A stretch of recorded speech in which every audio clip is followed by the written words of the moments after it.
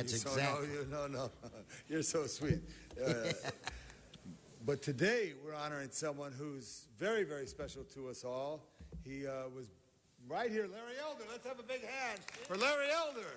Come up here, Larry. Come up here, Larry. And you got his brother joined us right up here, and family as well. Larry was born in Los Angeles at the big county hospital, where more people have been born than any other hospital in the country. And Larry grew up in Los Angeles and was a great graduate of Crenshaw High School. And then he went to Brown University, where he got a great degree, but he always cared about people. And he knew it's his calling in the future to communicate with people. We salute the sage from South Central for 20 years here in radio, and I'd like to ask Joe Buscaino from the 15th District to join us, because he listens to Larry every day of the week when he's not listening to K-Earth 101. Joe, get up here with me now. That took a while. It took us a while. He got his JD from the University of Michigan Law School, Go Big Blue, and he moved on to Cleveland, Ohio, where he began a successful career as a trial lawyer, and then founded the Lawrence Elder and Associates, a thriving recruitment and placement for experienced attorneys. He began his career in television in 1986, hosting a topic-oriented TV show in Cleveland, and then in 1991, he hosted an award-winning Larry Elder Show for a local Fox affiliate as well, and awarded Ohio's Cable Television Association Outstanding Award. But he came to Los Angeles in 1994. And Larry, in 1994, turned it all on at 790. George Green was your general manager, who I once gave up a seat at Dodger Stadium. Where's George Green? Georgie, baby, you had hair last time. God love George Green, the general manager who brought us talk radio. God damn it. I'm sorry, George. Good to see you. Well, no, it's a bad one. It's a bad one. But all the work that has been done over the years in communicating to people, inspiring people, that Larry Elder has done that. And I want to ask my colleague, Mr. Buscaino, to say a few words before we present this formally. Thank you, Tom. It's great to stand to recognize Larry Elder for his work on radio and TV broadcast. You know, we earlier this week, we shared and highlighted and thanked our veterans for fighting for our freedoms, and one of our freedoms is our First Amendment right of freedom of speech. And Larry has really taken that to different levels with his work on radio. It's really stirred a lot of dialogue and conversation on national and emotions on national, local issues, variety of issues. And I think that's why he has a strong following on his radio show. And I also see him on TV at times as well. But my first memory of Larry Elder, in life you never forget your firsts. And my first was as an elected official. My first radio interview on one of my first no votes here, when Larry called and asked me to appear on his radio show, and we had a great discussion and great dialogue, and I'll never forget that. So, and Larry, I believe you have family from the Harbor area, right?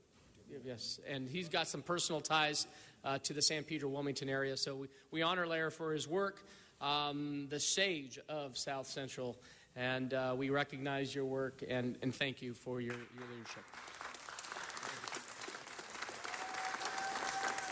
Larry, I wanted to ask somebody to come. George, come up here right now. He used to give great editorials on KABC. Say something about Larry, because you're the man who gave him his opportunity.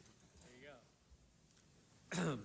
Unexpectedly, I'm very pleased to tell you that Larry is one of the most outstanding performers that I ever had the privilege of managing, looking for him, heard him on the air. He was a guest of Dennis Prager, I guess, and I liked what I heard, and the rest is history. Hired Larry in 1994, and here it is 20 years later. I'd like everybody to congratulate him for being able to do what he does.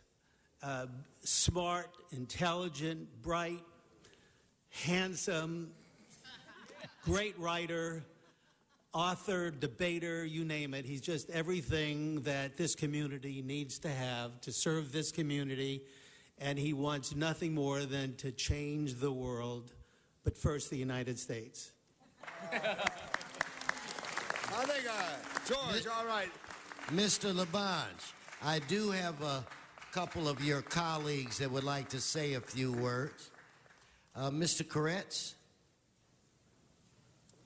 Thank you, Mr. President. Mr. Elder and I have not always agreed on every issue, but I think he has done an incredible job in terms of educating the public, creating a dialogue around policy issues that we should be thinking about and don't do often enough. And in that way, you've provided a great service to the city of Los Angeles. And also, there is an issue that we do agree on, which is support for the State of Israel. And I thank you for your many years of support on that very important issue. Thank you. Mr. Parks. Thank you. Larry, I just saw you yesterday, and so you did a great job on CNN dealing with the Ferguson issue. But I just wanted to comment that over the years, having met your mom and your dad, that you've made them very, very proud. You have had a significant schedule. I wonder how you can get all this done 4 or 5 hours a day on the radio. One time you were on TV judging cases.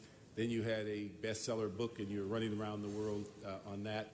And it just went on and on and on. And you've made a great impact. Again, many times we're on the radio and I have to disagree with you. But one thing I have to always say that your thoughts are consistent. Your positions do not waver, and that you have thought them out. And so that's always good to have that ability to agree, to disagree, but continue to keep calling and saying, can we discuss this issue? The one thing I keep asking you, if you keep calling me the rate you are, I want to be on scale. I just want to tell you that. So thank you very much and congratulations. Hey. Inspirational as he is, a success as he is, he's going to get his star on the Walk of Fame for the broadcasting star coming up next year.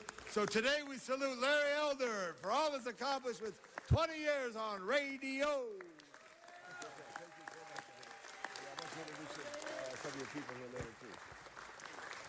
And Mr. Elder, I heard a reference to Cleveland, Ohio. Right. Were you born or? No, President. I was raised here in South Central, but I lived in Cleveland for 17 years. Okay, because that's the place of my birth. So obviously you worked in a city that I care a great deal about. And again, even though we don't agree or see eye to eye on everything, I respect you. Thank you. And I respect your success. I think you are a very, very smart man who demands my respect, and that you have it. Congratulations on this day. Let us give him one more round of applause. Thank you. The floor is yours, Mr. Elder. Thank you, President Wesson. Mr. President, when you lived in Cleveland, were you an East Sider or a West Sider? I don't talk to the West Siders. I lived all around. Probably you would know me from Kinsman, that's East 145th Street. That's East Side, so we can talk. Happy birthday. Councilman Tom Labange, thank you very much for this honor. This would not have happened without my fiancée, Alexandra Dadick. Thank you very much for that. And I also want to thank my brother for being here, my family, my friends for being here, George for hiring me. My mother and my father are my best friends. They, of course, could not be here. And my mom was born in Huntsville, Alabama. She always told me, President, that if you work hard and you're good at something, no matter how bad things are, you're going to be rewarded. And she told me about a man in the South who couldn't read or write, a black man. What he did was build chimneys. And the thing is, when you build a chimney, you want to build a chimney that doesn't smoke. And he built the best chimneys in the South. He also, even though he couldn't read or write, would estimate exactly how many bricks it would take. The idea is not to order too many bricks, otherwise you have waste. So the guy could tell you how many bricks you needed within 2 bricks. He was the most employed chimney maker in the South, even though it was during this racist Jim Crow time, because he was the best. My father did not know his biological father, never met him. His mother threw him out of the house when he was 13 years old. This is in the Jim Crow South, Athens, Georgia. My father just embarked on a series of Dickensian jobs, came out here to California as a Pullman porter. They were the largest private employers of blacks in those days. My father kind of made a mental note, President, that he might relocate to California someday. World War II happened, Pearl Harbor happened, my father joined the Marines. He became a Montford Point Marine, one of the first black Marines. There were 20,000 of them. Congress gave them a Congressional Medal of Honor a few years ago. My dad got his posthumously at Camp Pendleton a couple years ago. And my dad always said, hard work wins. You get out of life what you put into it. No matter how hard you work, bad things are going to happen. How you address those bad things will tell your mother and me whether or not we raised a man. To which I would always say, not too much pressure, Dad. So I want to thank my mother and father who can't be here. And God bless you, and God bless the city of Los Angeles. Thank you very much. Thank you. Thank you, Mr. President. Thank you. We're going to take a group shot with the whole team and we can escort. Danny, please. Thank you.